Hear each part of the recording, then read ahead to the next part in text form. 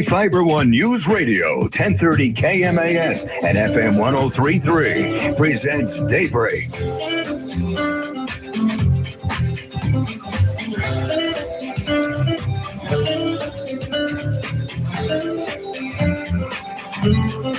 All right, good morning to you. 8:45 on a Monday morning, and it is Daybreak with Jeff and Carol. Morning, Carol. Good morning, Jeff. We have got on the air with us now the Business Development Manager for the Mason County Economic Development Council, Jennifer Baria. Good Monday morning. Good Monday morning to you. How you doing?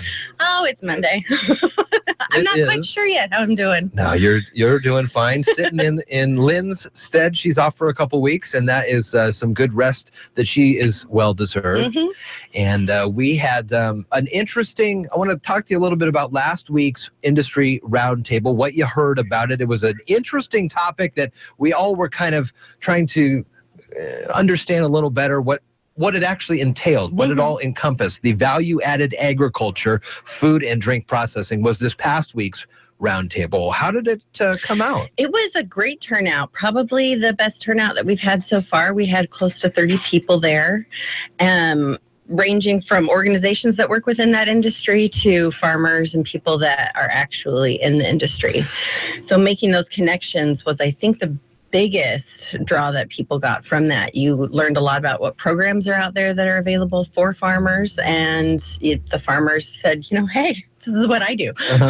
So we got some good conversation. When you did one like the aquaculture, it was really aquaculture. So we knew that was specific, and we learned that the smaller shellfish farms have different struggles than the bigger ones. When you get to something like food and drink processing or value-added agriculture, it's a pretty general term, I would say. Did you see a lot of perhaps the winery folks talking to a different industry about some of their challenges that they see? Maybe not a different industry. You see them start to build the connections on how they can move into a different area. Okay. So you've got farmers that maybe are bigger producers that sell in bulk. And then you've got the opportunity for them to do smaller venues. Farm to fork is a big movement right now. Right. And it's definitely something that the restaurants in our area are interested in. So making those connections and figuring out how to kind of utilize the whole product instead of the way you've always done it, and hopefully move forward and grow. I mean, that's essentially the goal.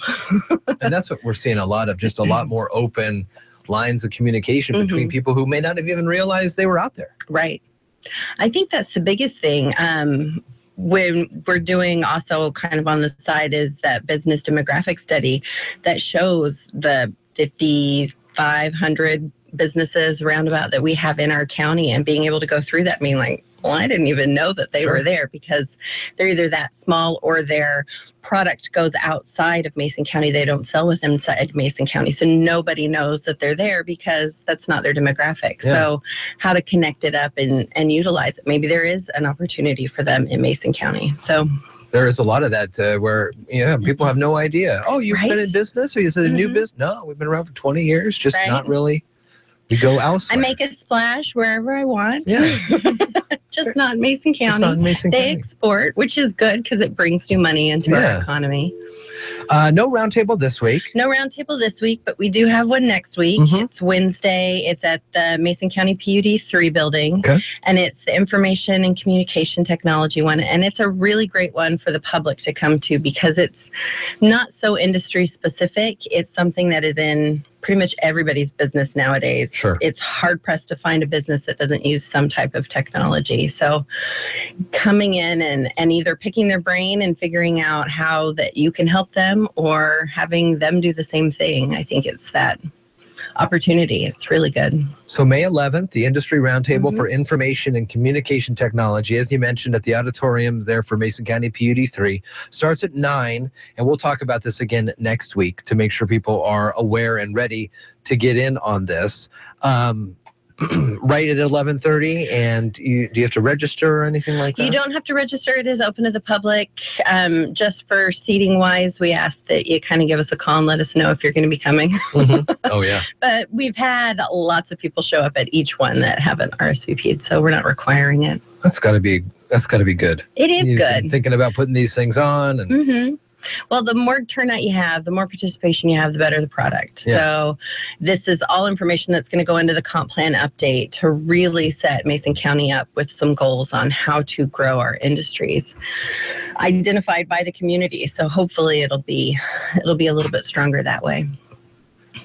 by the end of the week, if you head to choosemason.com, you see a little facelift. You will. We are launching a new template onto our website, and so it'll look a little different. It'll also be a little bit more user-friendly to be able to showcase what it is that we're doing. The business demographic study will be up in June, but you'll start to see where it's going to go. The draft strategies for each of these roundtables will be up, and you'll get to, there'll be comment places that you can go in, and it will be a movable draft. So you can definitely add what it is that you need to say if you didn't want to say it at the roundtable. Well, choosemason.com is a great website now, and we are looking forward to see the additions that will be made throughout the rest of the week. The business development manager on the air with us right now, Jennifer Baria at jennifer@masonedc.com is a good email address for her, and we'll come back and have you on next Monday, right? Next Monday, and I'm just going to start talking about our membership drive. We're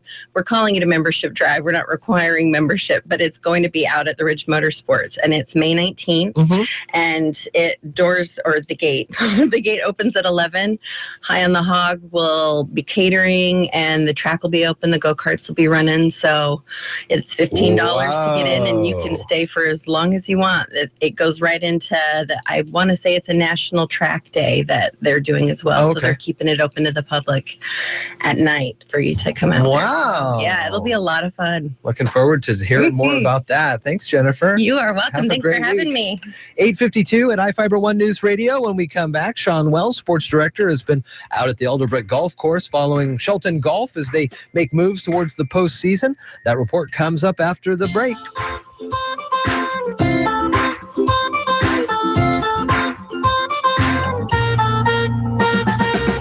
You're listening to Daybreak on iFiber One News Radio.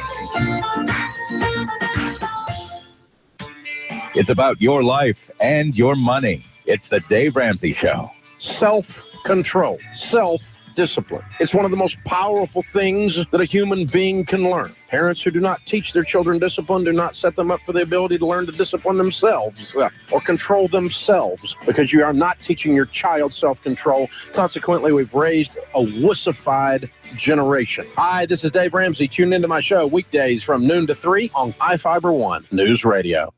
iFiber One News Radio wants to take this time to thank the sponsors of Mariners Baseball who help bring the games to you on AM 1030 and FM 103.3.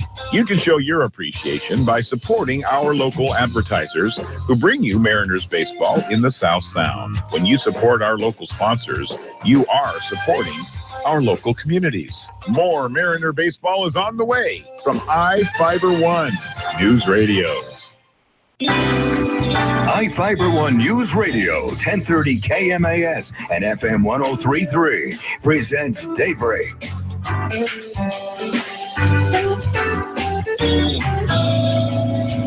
All right, good morning to you. Daybreak, iFiber One News Radio, 8:53 on a Monday morning.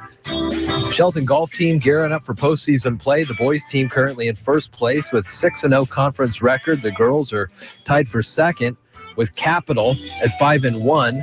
Sports director Sean Wells was out at the Alderbrook Golf Course checking in on the Shelton Golf Team. With postseason play right around the corner, the Shelton boys and girls golf teams are looking to close out league play on a strong note. The boys team is currently in first place with a 6-0 record in conference play, while the girls are tied for second with Capital at 5-1. Boys head coach Mark Jensen is proud of the confidence his young team has showed on the course. He expects his team to keep up the pace as playoffs near.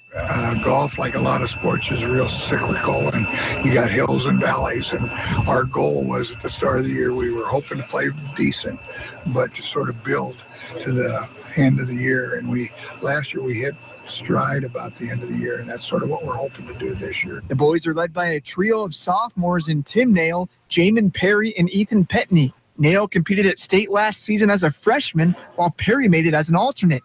Jamin is ready to lean on his experience from his freshman season as he looks to improve his scores this time around. So that will really help with that confidence to be able to know, hey, I've been here before, I can make it there. Maybe I can even make it farther. So that was a lot of help, and it's going to help a lot this year. The girls are led by senior Jamie Petney, who finished 41st at state last season. Jamie is excited to continue her golf career next fall at Whitworth University.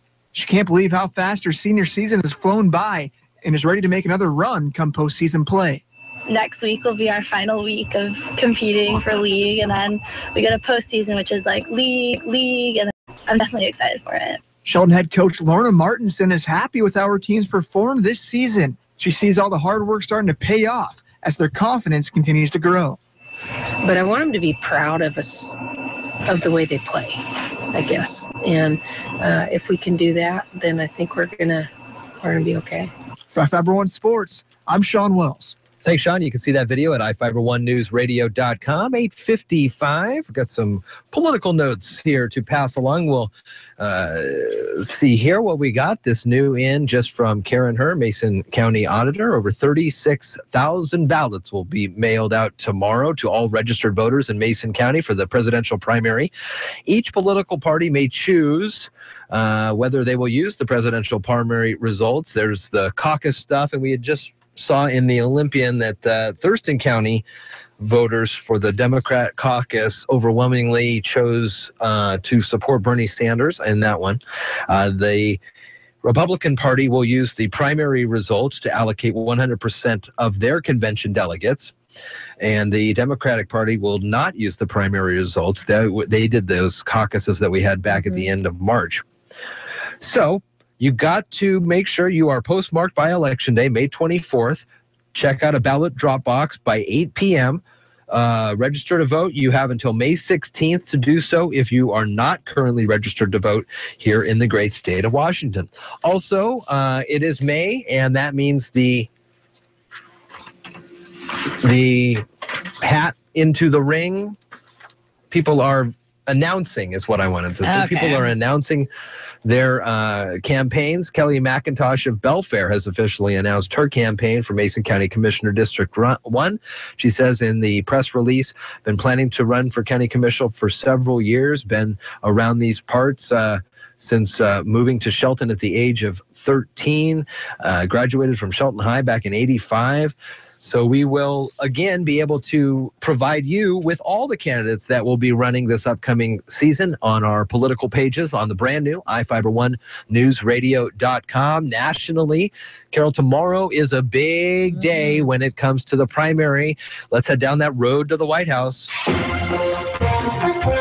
Road to the White House. Indiana's primary is Tuesday. Donald Trump and Terre Haute looking ahead to November. I think I'll win New York State. I think I'll win Michigan. I think I'll win states that nobody ever won before as a Republican for many years. Also looking ahead, Ted Cruz in Lafayette, Indiana. He promised to do away with efforts championed by First Lady Michelle Obama to make school lunches more nutritious. When Heidi Cruz is First Lady, French fries are coming back to the lunchroom. In Indianapolis, Hillary Clinton urged supporters to take advantage of early voting. The best thing that could happen out of this rally this afternoon is if you all go vote this afternoon. In Washington, D.C., Bernie Sanders promised a contested Democratic convention this summer. We intend to fight for every vote in front of us and for every delegate remaining. Richard Cantu, ABC News. So we'll find out tomorrow night, and on iFiber One News Radio, we'll talk about it on Wednesday morning here on Daybreak with Jeff and Carol. We've got some great guests throughout the rest of the week as the weather has turned to the better, and we are going to be having our conversations with Erica Stewart about the Mason County Master Gardeners plant sale this upcoming week. Starts on Friday, 9 o'clock, just over at Neyland Park. You're going to want to get there and check out some of the great tomato plants, and you can get your dahlias. Veggies. Oh, that's right. Regular. So we have a 3 raised bed that I built last year. We put a bunch of fruits and veggies in it. Right. And so now we know what we like, what we don't like, what we got a lot of, and what we didn't use a lot of. So looking forward to filling out the garden beds this year. The strawberries from last year are still there, and they survived through the winter, and getting ready for another big... You got your drip water system in place. My drip water system is going strong. Lawn is doing good. Oh, man. Things are just turning around for you. It was sort of a stressful moment. I mean, that's my stress level these days, is watching my grass grow, literally every day. Is that a blade? Is that a blade? Not quite. Not quite. This weekend, Matlock Old Timers Fair. We'll talk about that on Wednesday. Bluegrass from the Forest in a couple of weeks. We'll talk about that on Thursday. Also, Tim McKern will be here. And Dr. Alex Apostle on Friday. You're listening to Daybreak on iFiber One News Radio. The Chad Benson Show, live weekdays from 3 to 6 on iFiber One News Radio.